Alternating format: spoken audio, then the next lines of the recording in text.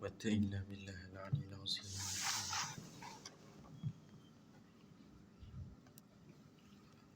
أعوذ بالله السميع العليم من الشيطان الرجيم. بسم الله الرحمن الرحيم.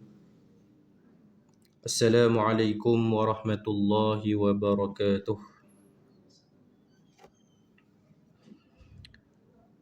الحمد لله رب العالمين. الحمد لله الذي هدانا لهذا وما كنا لنهتدي لولا أن هدانا الله. أشهد أن لا إله إلا الله وحده لا شريك له، وأشهد أن محمدا عبده ورسوله.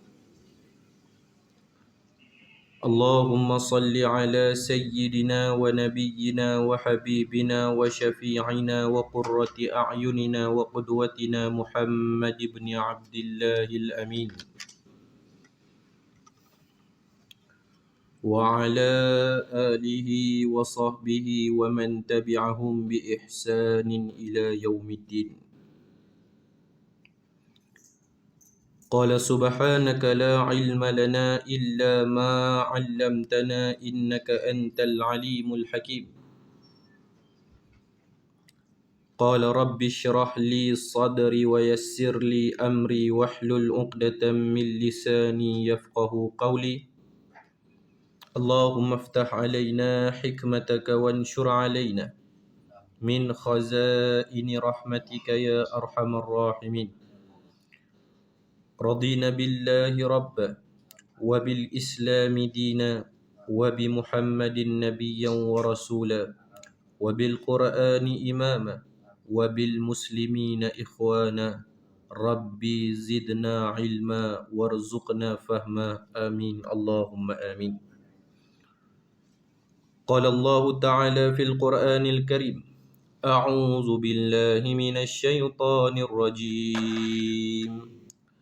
يحذر المنافقون أن تنزل عليهم سورة تنبئهم بما في قلوبهم قل استهزئوا إن الله مخرج ما تحذرون.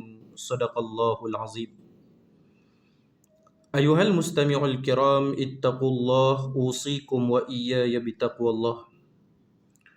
Muslimin, muslimat, mukminin, mukminat, ayah-ayah, ibu-ibu, abang-abang yang saya kasihi sekalian, mudah-mudahan semua yang berada di dalam majlis ilmu pada malam ni Allah ampunkan dosa kita, Allah tetapkan iman kita sehingga ke akhir hayat kita. Allahumma a'inna ala zikrika wa syukrika wa husni ibadatik. Amin Allahumma amin. Apa khabar ayah-ayah, ibu-ibu sekalian? Harap-harap sihat belaka lah noh. Sepanjang pandemik, inilah kali pertama kita jumpa. Kitab pun dua hadis lagi kalau tak silap saya nak habis. Tapi tadi bila tanya dekat Abang Adib, kita hari ni tajuk umum lah. Nanti insya-Allah dah stabil balik, kita sambung balik baca kitab kita. Macam-macam lah tuan-tuan yang berlaku sepanjang pandemik ni. Mudah-mudahan Allah tetapkan iman kita, Allah pelihara kita dari segala fitnah yang berada di dalam masyarakat, dan yang paling penting kita terhindar daripada segala wabak penyakit yang berbahaya. Tuan-tuan yang dirahmati Allah, muqaddimah tadi saya baca sepotong firman Allah daripada surah At-Taubah. Surah At-Taubah, surah yang ke-9, juzuk yang ke-10, ayat yang ke-64. Cuba tuan-tuan tengok apa Allah kata dalam ayat ni. Kata Allah Subhanahu wa ta'ala, yahdharul munafiquna an tunazzala alaihim suratun tunabbi'uhum bima fi qulubihim. Orang-orang munafik itu takut kalau Allah turunkan satu surah di dalam Al-Quran yang menerangkan kepada mereka dan kepada orang ramai apa yang ada di dalam hati mereka tentang kekufuran mereka. Lalu kata Allah Subhanahu wa ta'ala, katakanlah wahai Muhammad, ejek-ejeklah seberapa banyak yang kamu suka, sesungguhnya Allah mendedahkan apa yang kamu takut terdedah untuk pengetahuan orang ramai. Ini mukadimah aja. Tuan-tuan yang dirahmati Allah, turunnya surah At-Taubah dan beberapa ayat yang terkandung di dalamnya ini adalah disebabkan kerana orang-orang Islam yang tidak mahu ikut arahan Nabi SAW dan tidak pergi berperang di dalam peperangan yang terakhir dalam hidup Rasulullah. Perang apa yang terakhir dalam hidup Nabi? Perang Tabuk. Perang Tabuk. Sebelum-sebelum ni, orang-orang munafik ni ada di kalangan orang Islam. Mereka menzahirkan keislaman mereka, tetapi apa yang ada di dalam hati mereka Rasulullah pun tak tahu. Apa yang ada dalam hati saya yang mengajak pada pagi tengah hari ni, tuan-tuan tak tahu pun. Zahir aja mulut duk bercakap pasal agama. Dan begitu juga apa yang ada di dalam hati tuan-tuan, ibu-ibu yang ada di belakang sana, saya tak tahu. Jadi Rasulullah layan mereka ni baik-baik. Macam kita lah hari ni kita tengok, kalau tuan-tuan hari ni tuan-tuan dengar apa yang ada dalam hati saya dan saya berprasangka buruk pada tuan-tuan, tuan-tuan nak kawan dengan saya? Tuan-tuan nak layan saya baik-baik? Tuan-tuan nak percaya kat saya? Sekiranya Allah izinkan manusia dengar dan nampak apa yang hati manusia ni buat, seperti mana anggota tubuh badan manusia ni buat, tak tahu apa nak jadi. Perang Tabuk berlaku di antara umat Islam dengan tentera Romawi. Panjang cerita perang ni, sekadar nak bagi tahu tuan-tuan. Inilah pertama kalinya Rasulullah mengeluarkan kumpulan sahabat yang terpaling banyak dan rakyat biasa pun dikerahkan untuk pergi perang. Nak lawan ni dengan tentera Rom. Dan cabaran yang dihadapi oleh umat Islam pada ketika tu adalah jarak perjalanan yang terlampau jauh. 32 km lebih. 1032 km. Perlis sampai Johor ada. Hari ni tuan-tuan, kita naik kereta daripada Perlis sampai Johor straight terus non-stop. Apa jadi badan kita? Naik dunyai, naik tak tahu nak apa. Sahabat bukan naik kereta, naik kuda. Musim panas yang melampau. Ni nak suruh kita fikir. Cabaran ni cukup dahsyat. Sebab tu Rasulullah suruh semua orang keluar. Tapi tengok orang-orang munafik ni dia sentiasa cari alasan. Lalu selepas berakhirnya peperangan Tabuk, siapa yang tak pi perang Tabuk, yang habaq ni bukan siapa-siapa. Siapa yang bagi tahu ni? Allah bagi tahu. Contoh hari ni, siapa yang tak main sembahyang Zuhur, kita kata dia orang munafik. Tuan-tuan ni atas pejabat, tuan-tuan nak bercakap lagi dengan orang-orang tu. Faham maksud saya? Tuan-tuan yang dirahmati Allah, habis perang Tabuk, geng-geng yang tak pi ni dah sedia jawapan macam-macam dah kat Nabi. Tiba-tiba Allah buat turun main surah At-Taubah. Allah habaq salah satu, apa yang ada dalam hati mereka ni yang lama ni Nabi pun tak pernah tahu. Pakat terkejut beruklah sekok-sekok. Nabi kata, siapa yang tak pi di dalam peperangan Tabuk, mereka adalah orang-orang munafik. Tu dia tuan-tuan. Soalan yang kita nak kena tanya kepada diri kita. Benda ni duduk dalam hati manusia. Sifat dan tanda-tanda dia Quran habaq. Apa sifat dan tanda-tanda dia? Salah satu ni, banyak Quran sebut tentang orang munafik. Salah satu sifat dan tanda-tanda orang munafik, apa dia tuan-tuan yang dirahmati Allah? Dia tak suka orang tahu apa yang ada di dalam hati dia. Tapi tuan-tuan suka tak tengok orang? Tuan-tuan suka tak tengok bila orang tengok tuan-tuan semayang? Bila orang tengok tuan-tuan mengaji? Suka tak? Suka tak? Kita suka tak tengah hari ni orang mai, bos kita mai, dia tengok, bagus duk mengaji, boleh naik gaji ni. Bagus dia ni, boleh percaya ni.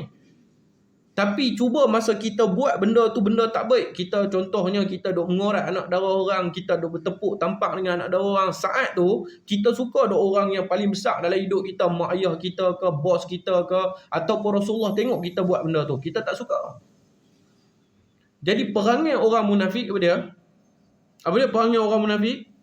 Dia tak suka orang tahu apa yang ada di dalam hati dia. Faham tak benda ni? Kalau hati kita ingat benda baik, kita suka ada orang tahu. Mesti kita suka. Tapi kalau hati kita selalu ingat benda tak baik, kita suka tak benda ni? Mesti kita tak suka.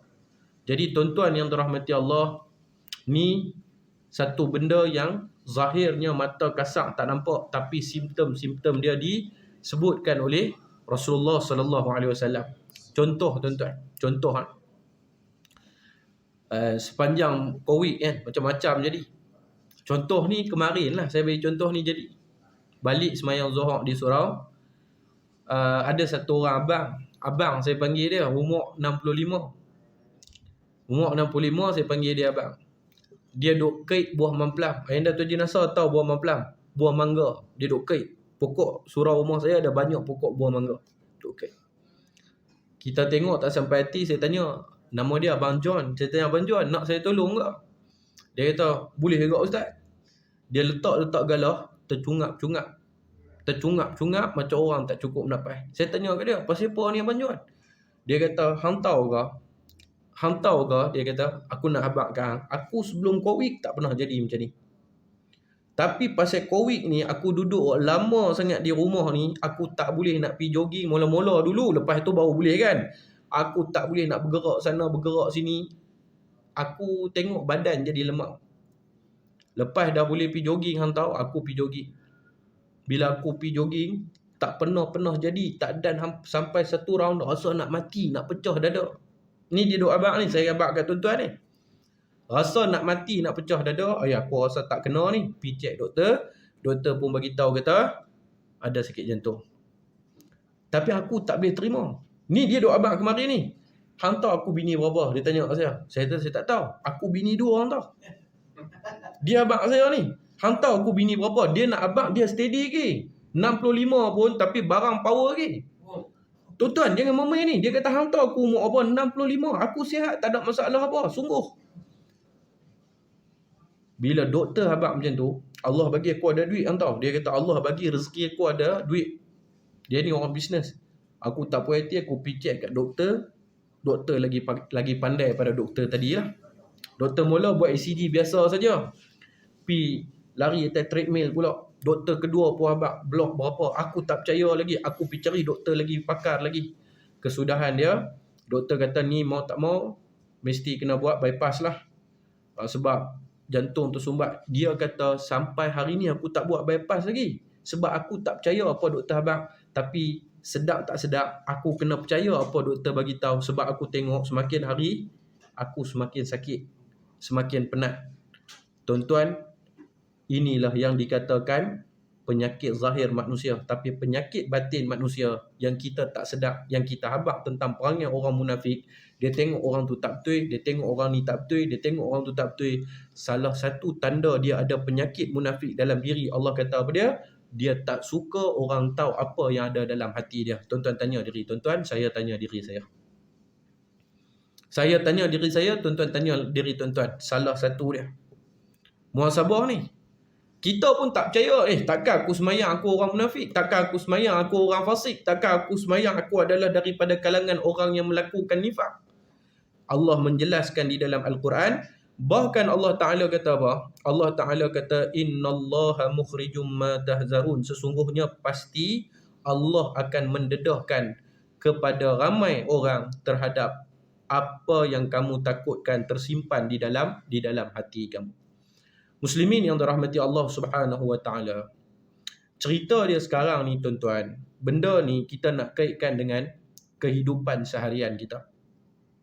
Tujuan Allah hantar Rasulullah di atas muka bumi ni ada mission dia. Setiap orang hidup atas muka bumi Allah ada tujuan dia. Bukan saja-saja Allah jadikan abang, bukan saja-saja Allah jadikan Ayana Tuan Jinasa, bukan saja-saja Allah jadikan saya, bukan saja-saja Allah jadikan tuan-tuan semua. Tuan-tuan ingat Allah jadikan tuan-tuan untuk kerja, untuk cari duit, untuk makan, untuk kencing, untuk berak, yang tu saja kah? Semua kita hidup di atas muka bumi Allah ada tujuan dia. Apa tujuan dia? Menyebarkan agama Allah. Kita menyambung risalah para Nabi. Bagaimana? Salah satu di antara tuntutan syariat, Allah bukan saja hantar main Nabi untuk suruh kita semayang, untuk suruh kita mengaji, untuk suruh kita puasa, untuk suruh kita membayar zakat. Di antara tuntutan terbesar dan terawal syariat Islam yang mulia ini adalah mengeluarkan akhlak yang terbaik. Ini tuan-tuan. Ramai tak ramai orang yang mendirikan salat tetapi tidak berakhlak? Jawapan dia banyak sangat. Betul tak betul bang? Betul tak betul tuan-tuan? Tambah-tambah selepas pandemik ni lagi kita tengok menjadi-jadi. Ini hot tajuk lah. Saya bercakap tengah hari ni hot tajuk yang saya bercakap bila baru boleh mengajak balik selepas PKP 3.0. Tuan-tuan tengok. Tuan-tuan tengok hilangnya nilai kasih sayang di kalangan manusia ni, betul lah apa kata Imam Asy-Syafi'i. Imam Syafi'i kata apa? Ada orang walaupun dia sudah mati, tetapi kebaikan yang dia buat selalu orang sebut-sebut.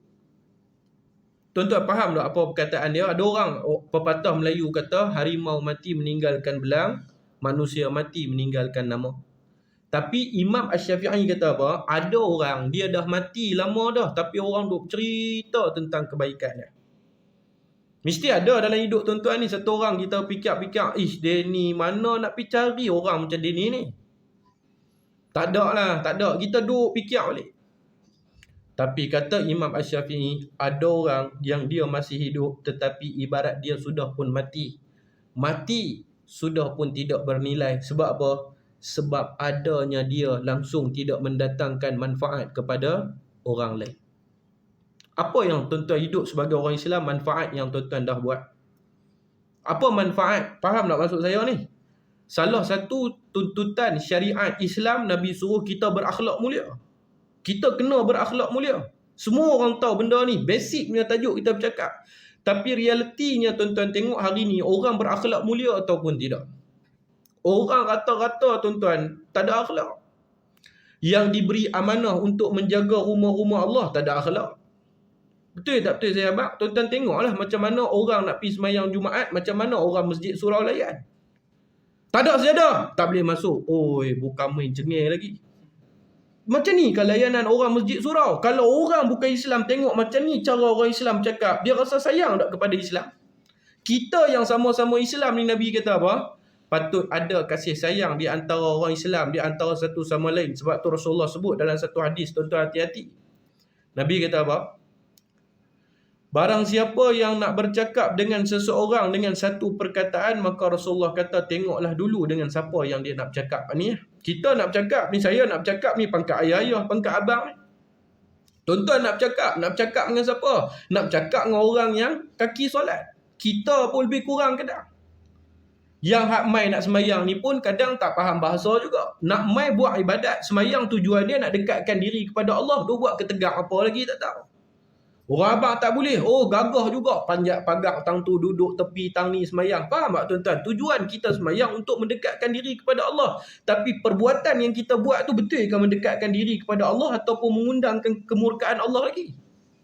Ni muhasabah semua orang nak kena buat. Tuan-tuan, manusia hari ni bercakap bukan main pandai. Hari ni kita tengok di media-media sosial orang duk bercakap. Nak masuk masjid surau susah kan? Nak masuk masjid surau susah. Nak kena patuh SOP penjarakan sosial. Lepas tu mereka duk main video apa?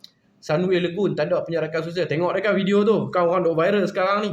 Sekarang ni Allah bagi banjir. Rumah Allah tak payah patuh SOP. Boleh masuk. Tak ada penjarakan sosial dan sebagainya. Tuan-tuan, apa yang saya fikir, tak tahu dengan apa yang tuan-tuan fikir, tapi apa yang terbuku di hati saya nak kongsi kepada tuan-tuan. Yang menjadi persoalan yang kita tengok di media sosial hari ni, banyak individu yang bercakap tentang soal ni. Faham maksud saya abang? Abang, kita kawan-kawan semua, kawan-kawan orang baik. Kawan-kawan perempuan yang kaki K-pop, yang keluar link dia kaki K-pop lah. Perempuan yang tak pakai tudung, keluar kaki tak pakai tudung. Yang suka tengok prank, keluar prank. Yang suka duk baca benda baik, keluar benda baik. Semua kita ni kawan-kawan. Jadi kawan-kawan kita orang baik, apa yang dia post tu keluar benda baik. Faham betul tak betul tuan? Dari semalam balik mengajar, bila duk scroll tengok dalam grup-grup belajar sekalipun, saya tengok masjid surau semua duk bubuh benda tu. Duk cakap isu ni. Bila kita tengok benda tu abang ada idea abang sendiri tentang isu ni lah. Kerajaan tak mau buat sesuatu ni. Yang ni pula bercakap dengan idea dia seolah-olah macam ramai sangat orang yang ambil berat tentang masjid surau. Seolah-olah macam ramai sangat orang yang nak pergi masjid surau. Tapi hakikat dia abang, tuan-tuan dirahmati Allah, abang pun pergi sembahyang jemaah, ayah Datuk Jenazah pun pergi sembahyang jemaah, tuan-tuan semua pergi sembahyang jemaah. Sejak daripada boleh mengajar, wallahi Allah bersaksi atas apa saya abang tuan-tuan, Penang baik, Kedah baik, Selangor baik, Kuala Lumpur baik, mana saya mengajar pun tempat 200-300 orang nak dapat 20 orang pun susah. Siapa sebenarnya depa ni? Faham maksud saya? Siapa sebenarnya yang kunun-kununnya duk pertahankan masjid tak patuh SOP? Siapa dia depa ni? Siapa depa ni tuan-tuan? Munafik yang hidup di zaman hari ni ke?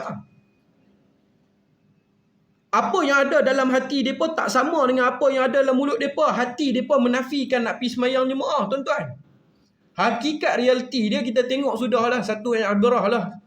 Saya duk fikir-fikir, saya salah, tuan-tuan ni pangkat ayah, pangkat abang, tolong satgi. Jumpa kat luar, abang ustaz salah cara ustaz fikir tu. Tolong tuan-tuan. Tolong. Muslimin yang dirahmati Allah. Hari Jumaat baru ni hujan lebat. Pukul biasalah, macam biasa. Kalau hari ada tazkirah, lagi awal saya siap, tak ada tazkirah. 11.40 saya naik dah atas motor nak pergi semayang. Saya Jumaat semayang kat satu tempat tu je lah. Saya selesa tang tu. 11.40 siap. Hujan lebat tuan-tuan. Kalau tempat tuan-tuan saya tak tahulah. Di rumah saya dari hari Khamis sampai ke hari kemarin pun hujan lagi. Pagi balik kuliah subuh. Kemarin lah baru ada matahari sikit. Hari Jumaat paling lebat. Sabtu memang cukup lebat lah. Sabtu kuliah pun tak pi sebab mereka tak bagi pi. Mereka kata ustaz jangan main. Saat lagi ustaz tak boleh balik apa pun tak ada. Jadi tuan-tuan, saya pun naik motor pergi semayang Jumaat. Waktu pun masuk awal, khutbah pun ringkas. 1.45 selesai habis dah semayang. Hujan punya pasal, masjid pun surau tempat saya semayang surau Jumaat tu pun tak penuh. Saya pun tak mau pergi singgah mana, terus balik rumah. Sampai di rumah, 3-4 orang jiran yang masa SOP dulu ni, duk bercakap ni, tuan-tuan tak kenal jiran. Tak baik pun saya cerita tentang aib jiran. Cuba nak abang kat tuan-tuan tengok manusia. Masa tak boleh mengajak itu, ni jiran ni mai kesian ustaz tak boleh mengajak. Kesian ustaz tak boleh mengajak. Itulah kata kita nak pergi semayang jemaah pun tak boleh ni. Ni jiran-jiran duk abang ni. Kita nak pergi semayang jemaah pun tak boleh. Padahal wallahi tuan-tuan sepanjang saya duduk taman tu, muka-muka ni Ramadan je pergi semayang. Yang duk bercakap ni, kita nak pergi semayang jemaah pun tak boleh. Kita nak pergi semayang jemaah pun tak boleh. Sekarang bila dah boleh semayang abang, saya balik, mereka 3-4 ekor ni duk semayang Islam lah. Bagus, bercakap pun tak ada masalah dengan saya. Jiran-jiran saya semua yang terbaik yang pernah saya duduk di Selangor ni, tu jiran paling baik. Waalaikumsalam ustaz, main mana? Oh saya baru balik semayang. Kita pun tanya, abang semayang kat mana? Oh hari ni tak pi lah ustaz, hujan lebat sangat. Apa tuan? Faham tak apa saya abang ni? Ustaz tak pi pun. Apa sebenarnya yang ada dalam hati mereka, itu yang kita pertanyakan. Yang duk petikai tentang isu masjid surau dalam Facebook ni, itukah munafik-munafik yang hidup di zaman hari ni tuan-tuan? Fakta saya abang ni, tak tahu tempat abang kok ramai. Biasa surau saya duk mengajak tuan-tuan 200-300 orang, nak dapat 20 orang pun susah. Sungguh sampai pengurusi mai ustaz, doa lah sikit kita nak bagi orang mai balik. Susah ni, ramai orang tak mai. Tarbiah PKP ni kita panggil tarbiah PKP. Muslimin tuan-tuan yang dirahmati Allah, balik kepada cerita tadi balik. Soal dia, Allah hantar mai Nabi SAW untuk kita sama-sama muhasabah diri. Salah satu misi utama Rasulullah nak tautkan kasih sayang di antara umat Islam. Akhlak ni benda yang paling besar lah. Sebab tu Imam Nawawi kata apa? Tuan-tuan tengok di dalam kitab Riyadhus Salihin. Tuan-tuan tengok baik ni. Ni ukuran yang kedua saya dan kita semua nak kena buat. Ukuran yang ketiga, ukuran pertama ayat Quran tadi tentang hati. Ukuran yang kedua, apa kata Imam Asy-Syafi'i? Ada orang yang dia dah mati tapi kebaikan dia selalu orang sebut-sebut. Tapi ada orang yang dia masih hidup, apa manfaat pun dia tak pernah buat, seolah-olah dia adalah orang yang mati. Mati dia ni tuan-tuan bukan daripada kacamata pandangan manusia biasa. Mati dia adalah daripada penilaian mata Imam Asy-Syafi'i, satu orang ulama yang tersohor, yang disegani, yang dihormati dan diiktiraf ilmu dia. Orang Islam yang hidup atas muka bumi Allah, tidak mendatangkan manfaat kepada agama, tidak berakhlak mulia, tidak berkasih sayang sesama Islam, adalah orang yang mati sebenarnya dari pandangan Islam. Kewujudannya hanya seperti satu kayu yang terhuyung hayang ke sana ke sini tanpa mendatangkan manfaat, bahkan terkadang-kadang menyusahkan orang lain pula. Tersangkut pi kat sungai yang ayak duk berjalan, orang nak kena ambil alih. Oh, bahayalah. Ayah-ayah, ibu-ibu yang dirahmati Allah. Ukuran yang ketiga tuan-tuan. Ukuran yang ketiga yang kita semua nak kena buat, kita tengok baik. Di dalam satu riwayat daripada Rasulullah SAW dinyatakan bahawasanya, ujilah seseorang itu dengan kamu banyak melakukan kebaikan kepada dia. Kita hari ni uji orang macam-macam tuan-tuan kan. Tapi daripada riwayat ni dia kata apa? Uji seseorang tu dengan kita buat banyak-banyak kebaikan kepada dia. Tuan-tuan tengok hadis ni sampai habis dulu. Nak uji bang, bukan bercakap kasar dengan abang. Gambar apa? Keluarga 69 kan. Uji Abdul Wahab, Abdul Wahub, Abdul Wahid ke apa? Saya ikut satu lagi tu. Uji mereka tu, undang-undang dalam rumah ni ambil bau saja. Undang-undang dalam rumah ni tidur dalam kandang kuda. Tuan-tuan ingat? Tu ujian dia. Ujian kita sebagai satu orang Islam bukan ujian daripada Allah. Ujilah saudara kita. Tuan-tuan ni semua saudara saya. Saya ni saudara tuan-tuan. Apa yang kita kena buat kat dia bang? Buat sebanyak-banyak mungkin kebaikan kepada dia. Buat banyak-banyak kebaikan kepada dia. Maka di saat kita buat banyak-banyak kebaikan kepada orang tadi ni, orang yang tadi ni tuan-tuan, dialah yang nak menilai diri dia. Bukan kita yang nak menilai diri dia. Ni. Bukan buat baik tadi untuk saya menilai tuan-tuan tak. Untuk tuan-tuan menilai diri tuan-tuan balik. Di saat abang dapat kebaikan yang banyak pada Tuan Haji Nasser, saat tu abang rasa abang lagi bagus pada Tuan Haji Nasser, ataupun abang nak balas kebaikan tadi dengan kebaikan yang beratus-ratus lipat kali ganda. Ataupun yang tadi kita abang lah, abang membalas kebaikan tadi tapi dalam hati kata apa? Alah buat-buat bagus sembahyang lama aku lagi bagus. Tanda hati seseorang itu rosak apabila orang buat baik kepada dia, dia bukan nak balas kebaikan, dia rasa dia lagi bagus pada orang tadi. Inilah manusia yang paling rosak hati dia di atas muka bumi Allah. Muhasabah lah ni tuan-tuan. Ni muhasabah ni. Kita tengok di sana sini orang Islam bergaduh, di sana sini orang Islam bergaduh, di sana sini orang Islam bergaduh. Asal buka media sosial, hang kata kat aku kata kat hang maki kat aku maki kat hang. Hari ni realiti dia orang Islam ni kerja nak condemn, hang nak pejatuh saja. Kod nak jadi seperti hadis Nabi, masalul mu'minina nafi tawaddihim wa tarahumihim wa ta'atufihim masalul jasadi idza ishtaka minhu udwun tada'alahu sairul jasadi fis sahri wal humma. Tak ada tuan-tuan. Tak ada. Nabi kata orang Islam ni dia kena hidup. Semua orang tahu hadis ni, tambah kaki-kaki mengaji. Seperti apa bang? Satu tubuh badan. Ataupun dalam riwayat yang lain Rasulullah kata orang Islam ni kena hidup seperti mana kepala dan kaki. Ada orang bang, kepala ada. Bila ada kepala, ada mata, ada telinga, ada mulut, ada tu ada ni, dia tengok dalam media sosial.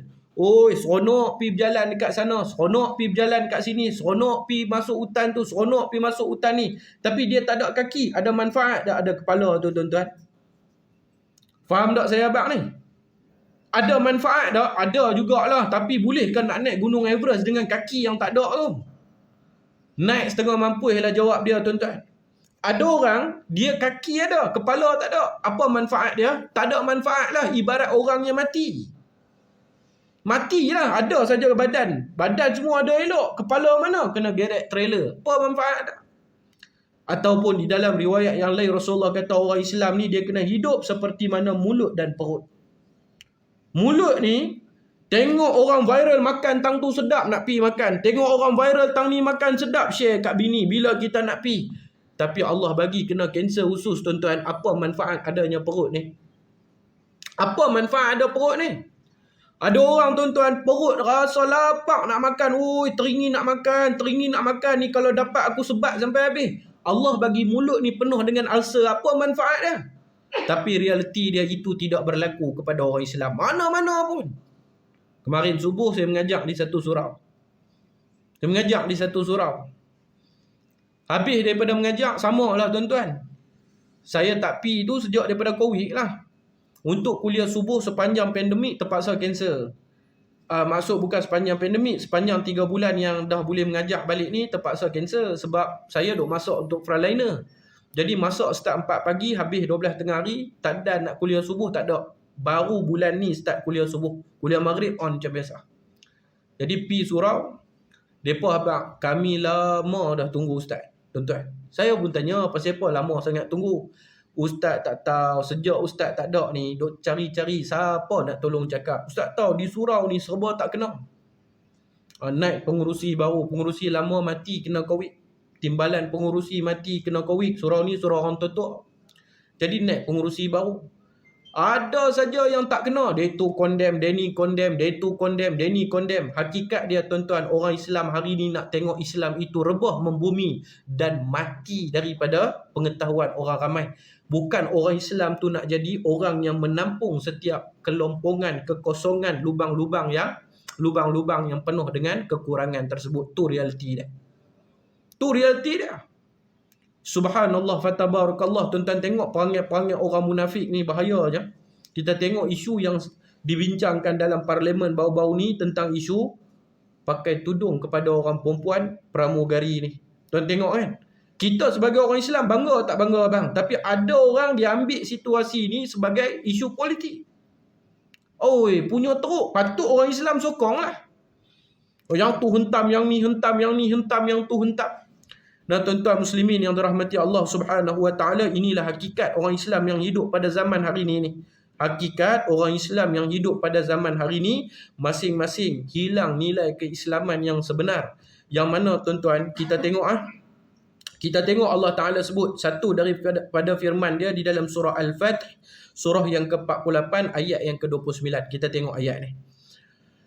A'udzu billahi minasyaitonir rajim. Muhammadur Rasulullah walladzina ma'ahu asyidda'u 'alal kuffari ruhama'u bainahum tarahum ruk'an sujada yabtaghuna fadlan minallahi wa ridwana simahum fi wujuhihim min atharis sujud dzalika mathaluhum fit taurat wa mathaluhum fil injili kazar'in akhraja shat'ahu fa'azara fastaghlata fastawa ala suqihi yu'jibu az-zurra'a liyaghita bihimul kuffar وعد الله الذين آمنوا وعملوا الصالحات منهم مغفرة وأجرا عظيما. Nabi Muhammad SAW itu adalah Rasulullah. Dan orang-orang yang bersama dengannya bersikap keras terhadap orang-orang kafir yang mana memusuhi Islam. Sebaliknya apa Allah Ta'ala kata? Ruhama'u bainahum, dan sebaliknya mereka bersikap kasih sayang serta belas kasihan sesama umat Islam itu sendiri. Ada tak dalam diri tuan-tuan dan diri saya benda ni? Sayang kepada orang Islam. Ataupun tengok orang Islam tu dengki, tengok orang Islam ni dengki, tengok orang Islam tu benci. Tambah kita tengok orang-orang Islam yang berpakaian dengan pakaian-pakaian Islam. Pakai lebay, kita gelak lebay. Pakai jubah, kita gelak pak jubah. Kita gelak macam-macam. Sebenarnya kita lah munafik yang mati sebenarnya daripada Islam. Langsung tidak mendatangkan manfaat untuk agama yang mulia.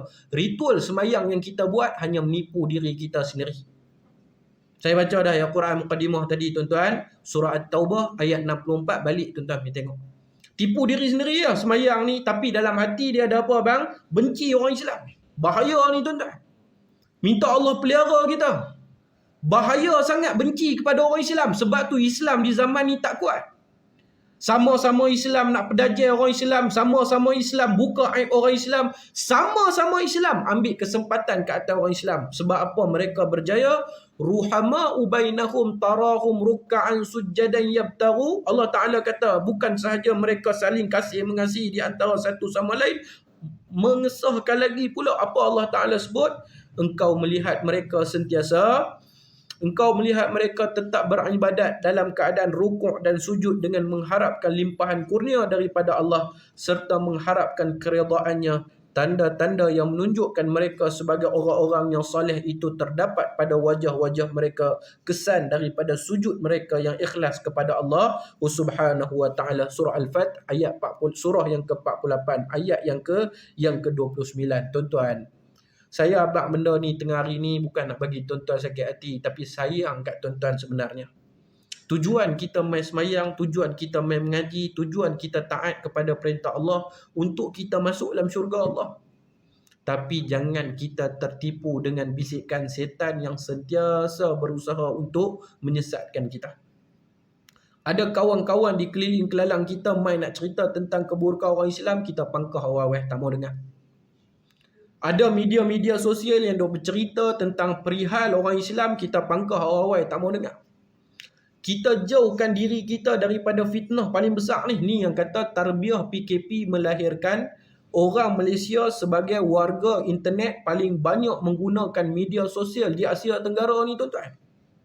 Bukan takat tu saja, benda yang paling membimbangkan, statistik menunjukkan, tuan-tuan, fakta, kalau saya salah tuan-tuan abah, saya tengok benda ni pun di dalam akhbar Astro Awani.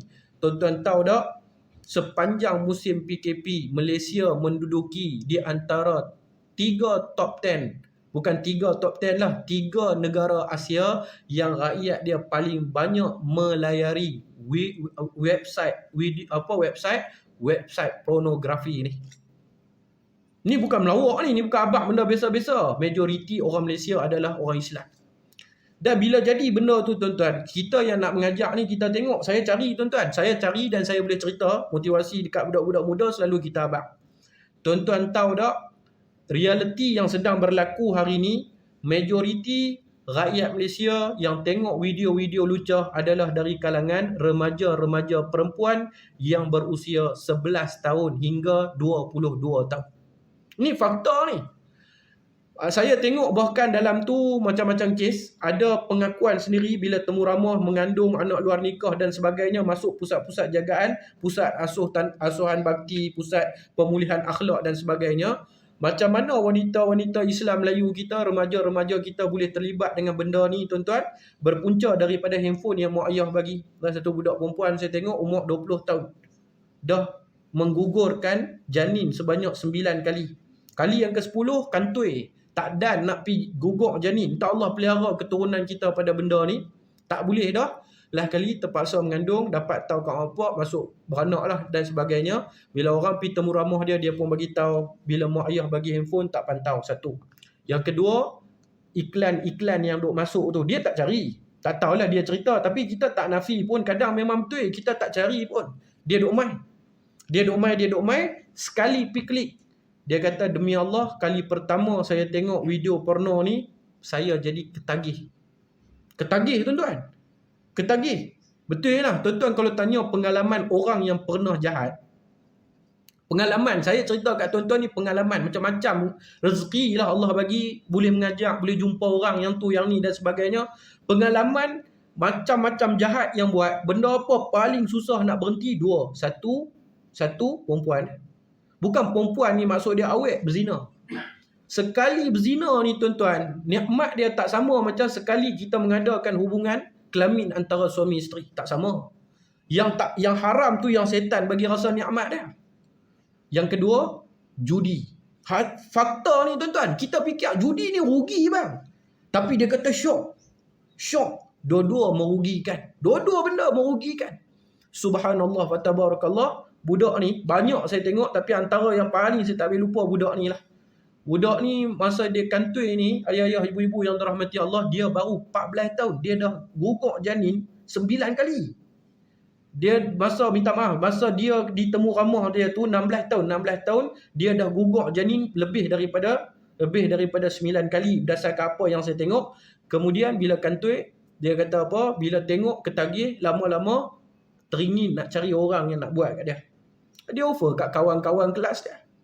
Subhanallah wa tabarakallah. Moga Allah pelihara kita semua daripada benda ni. Bukan markah pun. Maksud saya bukan power pun. Free buta macam tu ya. Free buta macam tu ya, tuan-tuan. Subhanallah. Jadi tuan-tuan yang dirahmati Allah, 150 lebih dah ni. Saya nak habaq kepada tuan-tuan lah. Kalau kita nak renung ayat ni sedalam-dalamnya, di dalam ayat ni Allah menggunakan perkataan ruhama ubainahum. Ruhama itu berasal dari perkataan rahim. Rahim ni apa dia bang? Rahim ini adalah satu organ yang tak ada dalam tubuh badan laki-laki, ada dalam tubuh badan satu orang yang bernama ibu. Apa yang duduk di dalam rahim itu adalah janin ataupun kita panggil anak. Demi melihat kebahagiaan anak, mak tadi sepanjang 9 bulan bahagia ke derita bang? Derita, tuan-tuan. Derita tu sahabat lah. Duduk tak kena, berdiri tak kena, berjalan tak kena, semua tak kena. Nikmat ke? Derita. Kadang bukan dia derita, dengan kita-kita sekali derita bang. Bukan dia je kena morning sickness tu, kita pun kena sekali.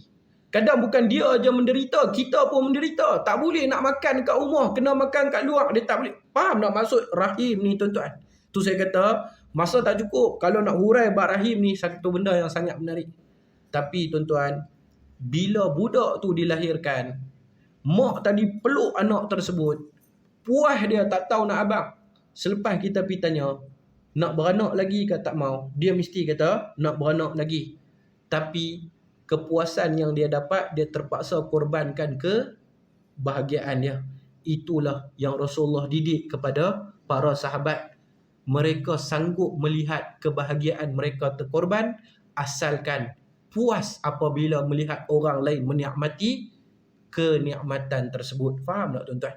Jadi sama-sama kita sekarang ikhlaskan hati beribadat, betulkan niat kerana Allah, tak mau ada hasad dengki, tak mau tengok silap antara satu sama lain. Mana yang kita rasa tak betul, kita boleh nasihat, kita nasihat, tak boleh kita doa, jangan kita bermusuh-musuhan.